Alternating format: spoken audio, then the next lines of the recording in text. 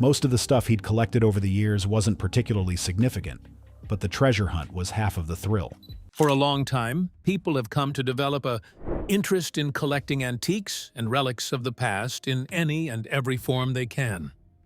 Unlike the current digital and information age, where events and creations are more perfectly preserved and documented, older times weren't.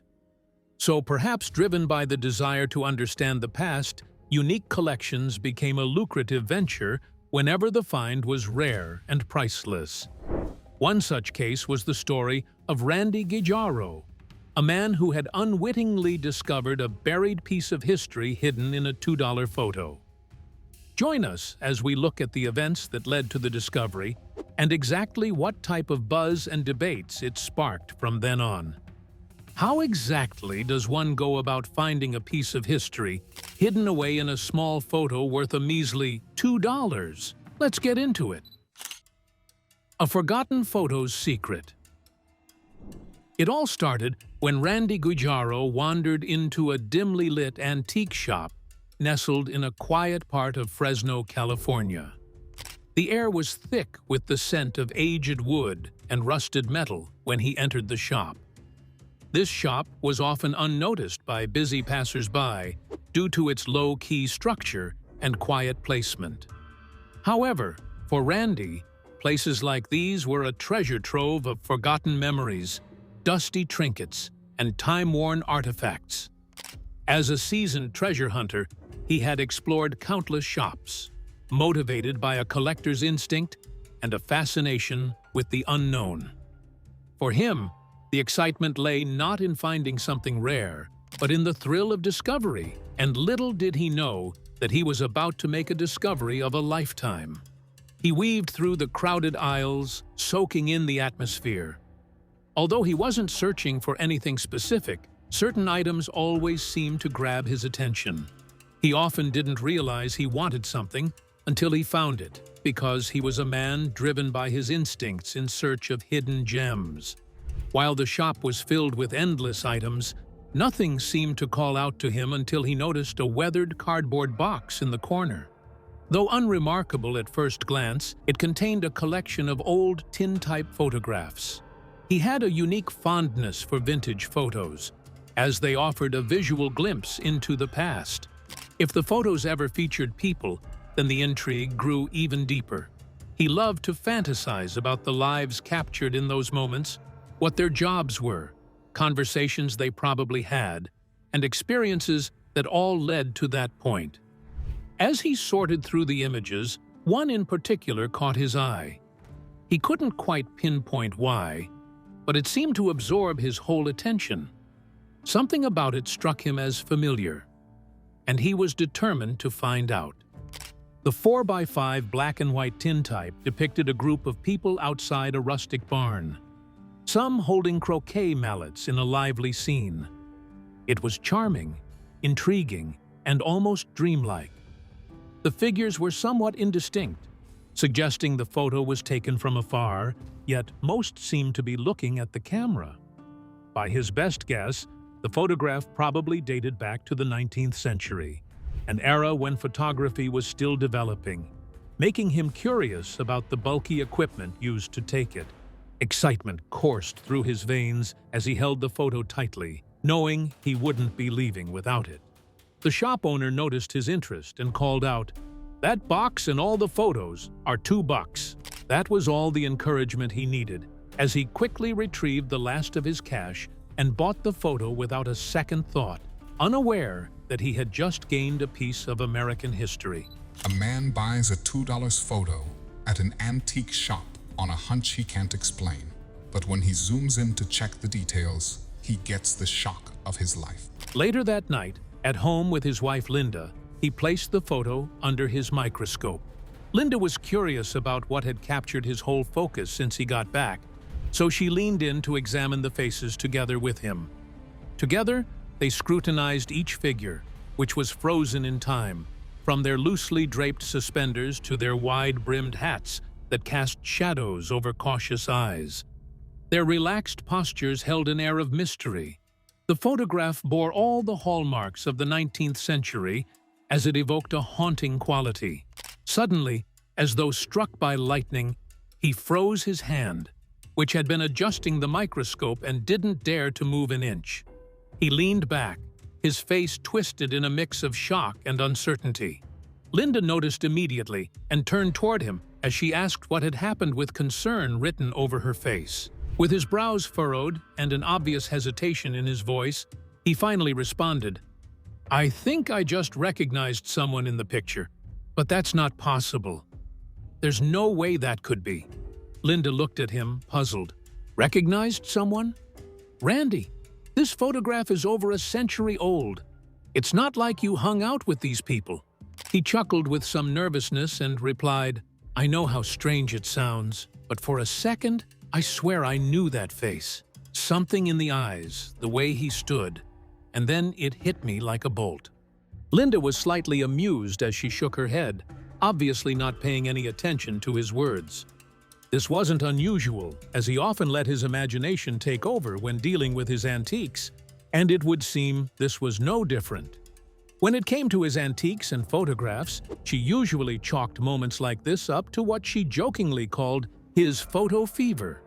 Yet, something in his tone made her pause. He wasn't joking, and he did truly seem deeply rattled. Randy turned back to the microscope and adjusted it again, zooming in on the figure that had disturbed him.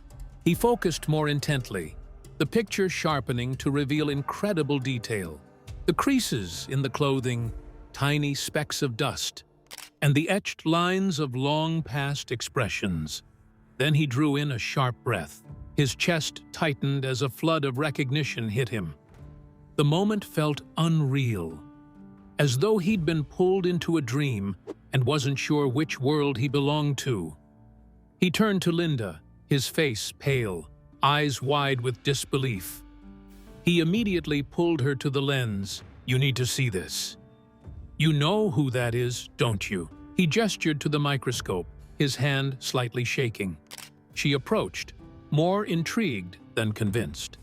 She bent down and looked through the eyepiece, and within seconds was gasping with the same shock. Her hand flew to her mouth as she leaned closer, blinking rapidly to be sure of what she was seeing. "My God, it's Billy the Kid!"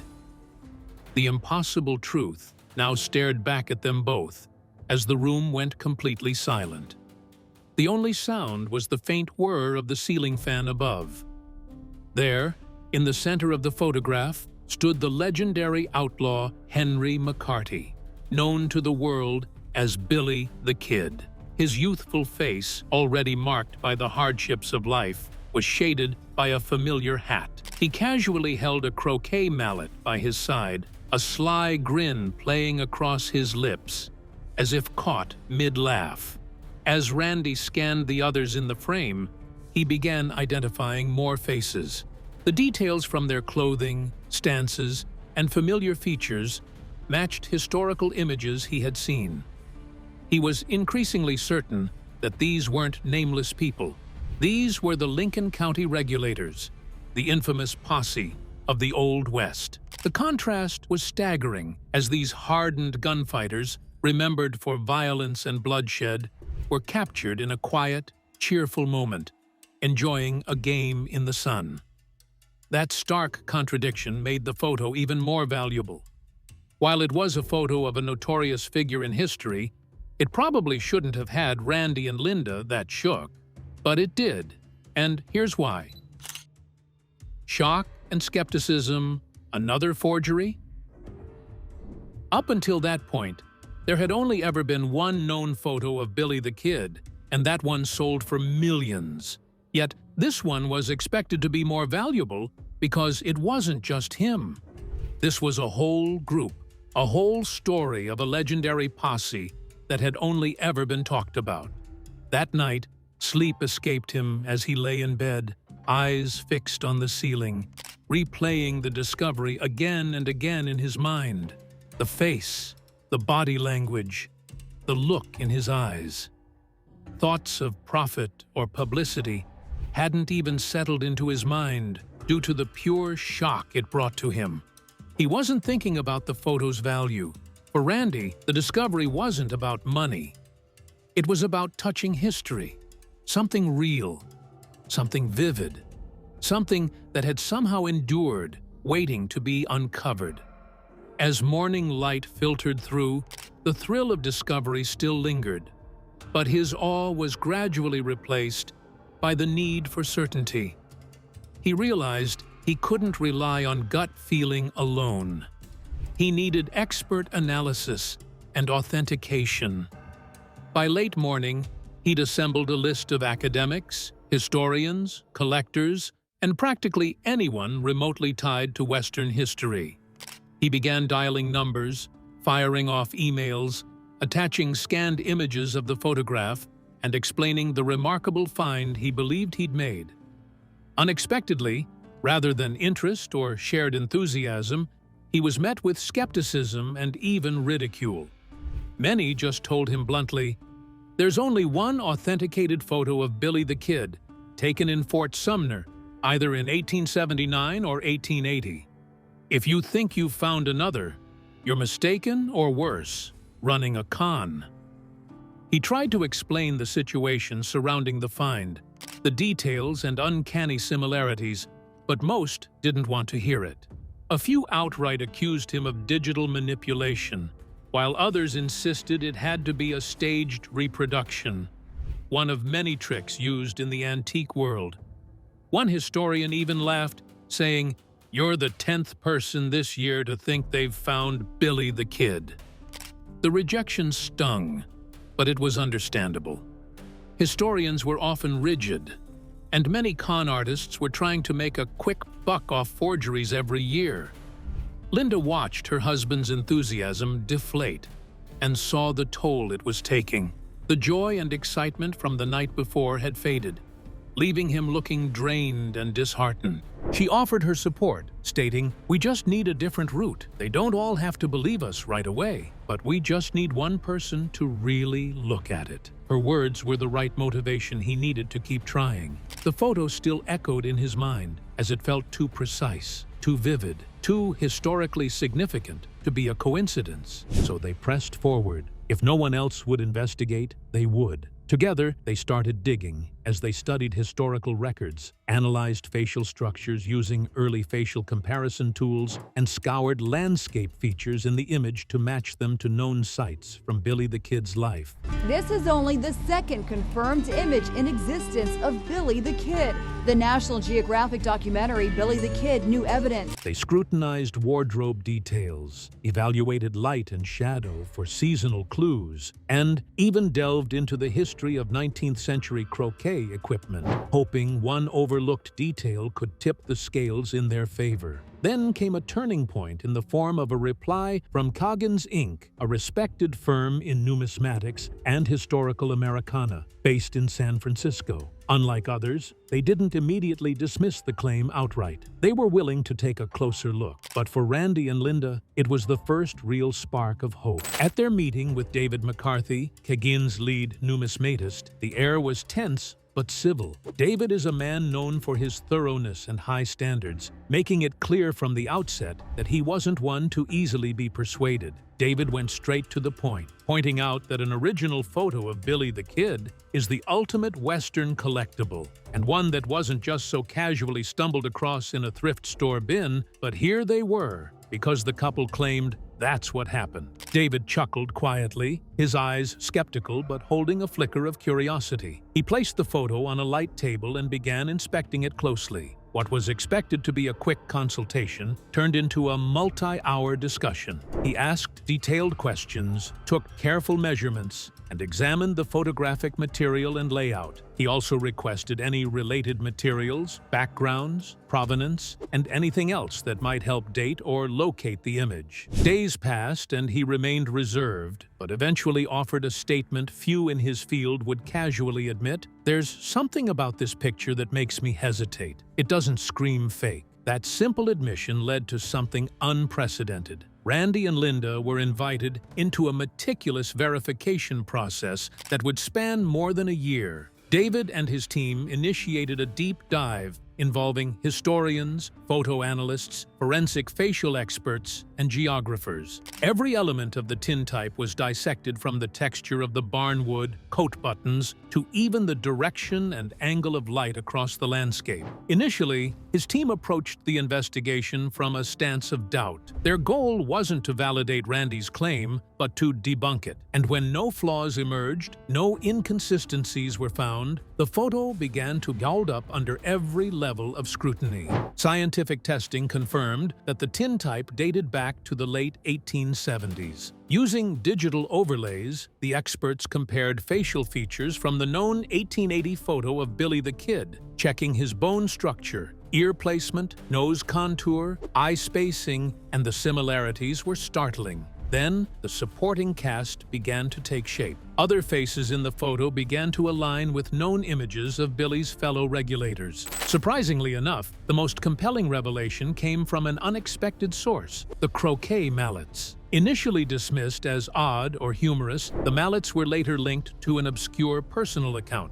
an old journal belonging to Sally Chisholm. She was a well-documented acquaintance of the regulators. In it, she described a summer afternoon in 1878 at John Tunstall's ranch, where Billy the Kid, the regulators, and a few friends played croquet together. Her account lined up almost perfectly with the scene captured in Randy's tintype, right down to the vintage croquet set visible in the image. It was the kind of historical corroboration that researchers dream of. An obscure, nearly forgotten piece of writing that validated not only the image, but the moment it captured. This also meant Randy's tintype was taken 2 years before the only previously confirmed photograph of Billy the Kid. In this newly uncovered image, Billy would have been just 19, already entrenched in a life of crime. As McCarthy later commented, "A likeness isn't enough. To verify a photo like this, we had to determine where it was taken, when it was taken, how it came to be, and why it was captured." After more than 12 months of extensive examination, the evidence all pointed to one inescapable conclusion, and that was that the image was genuine. For Randy and Linda, the confirmation wasn't merely satisfying, it validated their instincts, persistence, and unwavering belief in what the photo revealed. What began as a simple browsing trip to a second-hand shop had transformed into one of the most significant historical finds in recent memory. The picture, bought for just $2, now carried an appraised value of $5 million. It's expected to fetch $5 million. Not bad for a $2 investment. Oddly enough, this would not be the first time that such a monumental discovery had been made. So let's take a look at a few that have happened in recent years. Unexpectedly finds that rocked the world. In 2017, a younger portrait of Harriet Tubman was discovered. Harriet Tubman stands as a towering figure in American history. She was an abolitionist, the conductor of the Underground Railroad, and a symbol of bravery and freedom. While many photographs of Harriet exist, most depict her later in life. The recent discovery of what is believed to be a youthful portrait of Harriet Tubman has electrified historians, collectors, and the public alike, offering a rare, intimate glimpse into the woman behind the legend. The story began when Wyatt Houston Day, a dedicated collector of 19th-century photography, found an old album in upstate New York. He was evaluating the album when he recognized her image. The album had been purchased decades earlier by a private collector at a Marshall's sale in New York. The photo featured a young African-American woman with a calm yet determined gaze. Something about the image struck him as familiar and similar to Randy's intuition.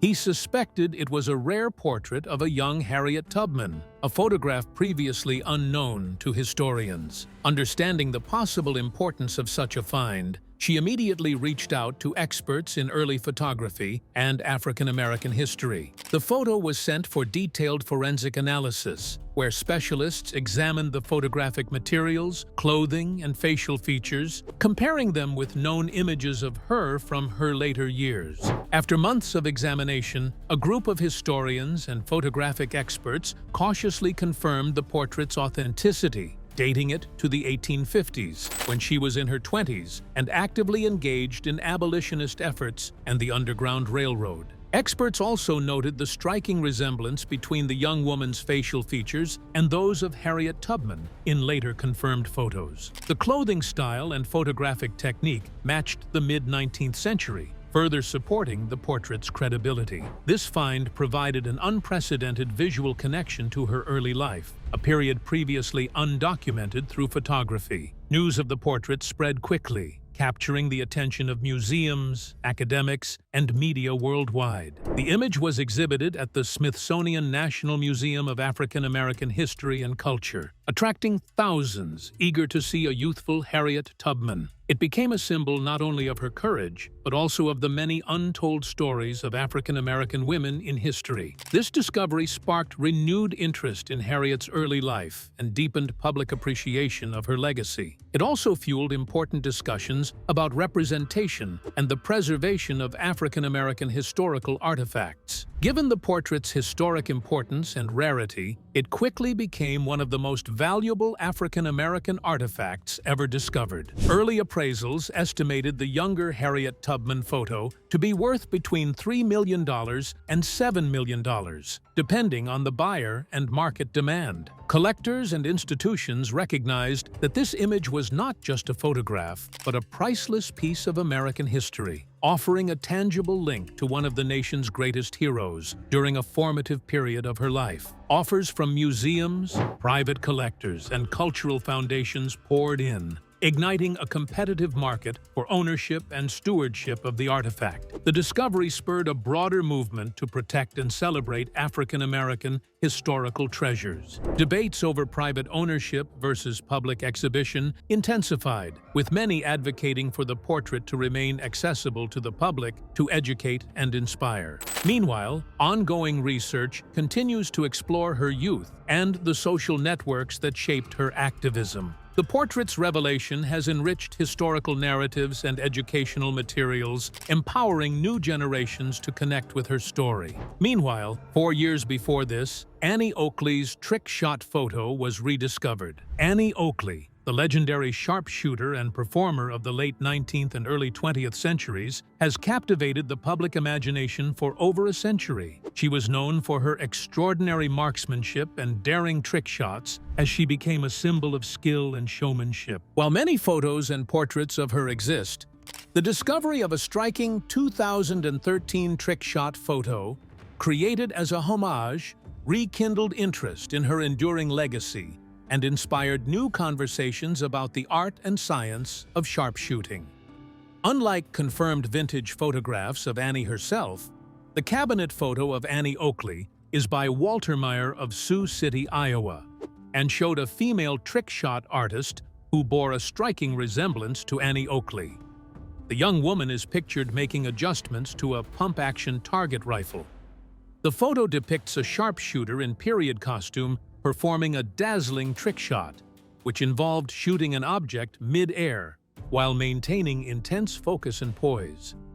The image captures the spirit of her skill and showmanship with stunning clarity and dynamism.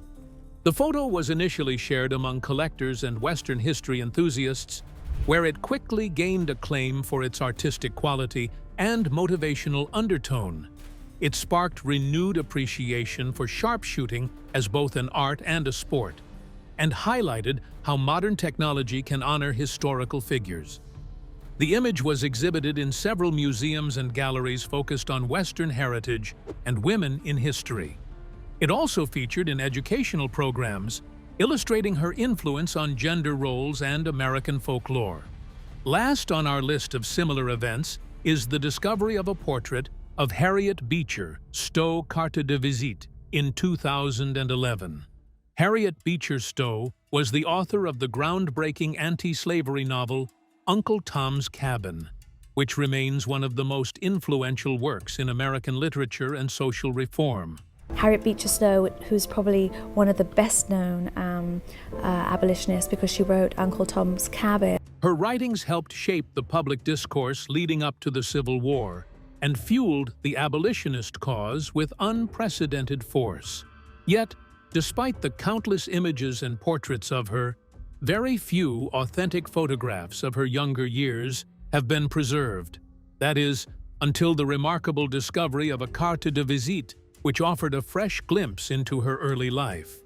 The story begins with an undisclosed but experienced antique dealer and appraiser specializing in 19th century Americana.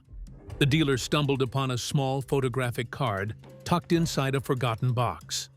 The carte de visite, which is French for visiting card, was a popular photographic format from the 1850s through the 1870s, typically measuring about 2.5 by 4 inches, and often used for portraits circulated among friends and family. The photo depicted a young woman in modest but well-made period dress, her eyes fixed with quiet confidence on the camera. What stuck out immediately was the subtle resemblance to Harriet Beecher Stowe's known images, especially the familiar sharpness of the eyes and distinctive jawline. Intrigued by the potential significance, she quickly contacted photographic historians and experts specializing in early American photography. Authenticating a photograph of such potential importance required meticulous scientific and historical investigation. First, the carte de visite photographic medium was analyzed to confirm its age. Experts examined the paper stock, albumin coating, and the card mount's printing style, all consistent with the 1850s, a critical period when Harriet's literary career was blossoming. Next, facial recognition software was employed, comparing the carte de visite with several confirmed later-life portraits of hers. While the software isn't foolproof, it provided strong evidence of shared facial structure, including the shape of the nose, mouth, and eye spacing. Historians also consulted letters, diaries, and archives to find references to photographic sittings by her in the 1850s. It was noted that she was known to have engaged in portraiture around the time Uncle Tom's Cabin was published in 1852, which further confirmed the timeline. Finally, provenance research traced the carte de visite ownership history back to the estate of a distant relative of the Beecher family, adding an extra layer of authenticity. The carte de visite revolutionized personal portraiture in the 19th century by making photographs more affordable and widely accessible. Before this, portraits were largely the domain of painted works, often limited to the wealthy elite. With the carte de visite, middle-class Americans, including prominent social reformers like Harriet, could commission and distribute their likenesses more. These small photographic cards often became cherished keepsakes, exchanged among friends, family, and admirers. For Harriet Beecher Stowe, who was at the heart of social and political activism, the carte de visite was a medium through which her image, and, by extension, her cause, could reach a wider audience. The newly discovered youthful portrait provides a rare visual connection to this foundational period before she became a household name. Upon authentication, the portrait was unveiled at the Harriet Beecher Stowe Center in Hartford, sparking widespread interest. Scholars and visitors alike were captivated by the opportunity to see Stowe not just as the celebrated author, but as a young woman poised on the edge of her influential work. Educational programs incorporated the image into their curriculum, using it to discuss photography's role in 19th century society and to explore her life in greater depth.